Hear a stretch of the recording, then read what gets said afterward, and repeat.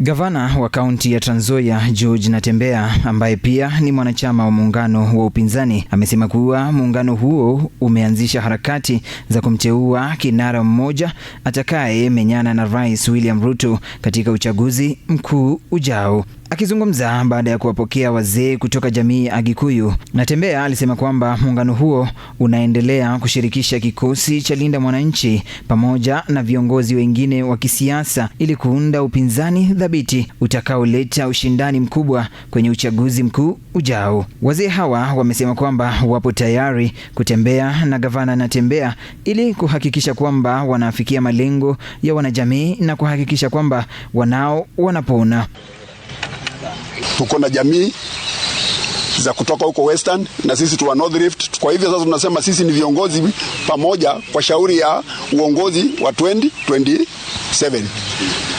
Mambo ya Mount Kenya ni sawa, tuko na wao, lakini kwa meza ya uongozi tuko nyuma ya George Natembeya, na tumeamua ya kwamba pahali ataenda kama Ruthu na Naomi wa Biblia, sisi tutamsikiliza.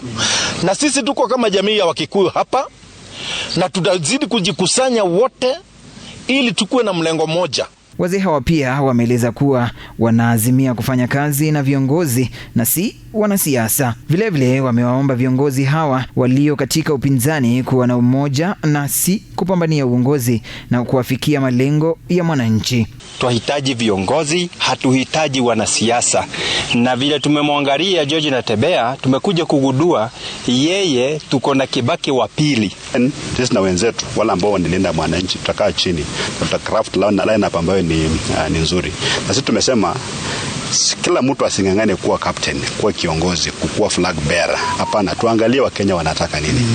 Wakenya wanataka ni for the first time ikuwe ni interest ya Mkenya. Nikiripotia Imani Radio nikiwa nimekita kambi katika kaunti ya Trans Nzoia, mimi ni Felix Odinga.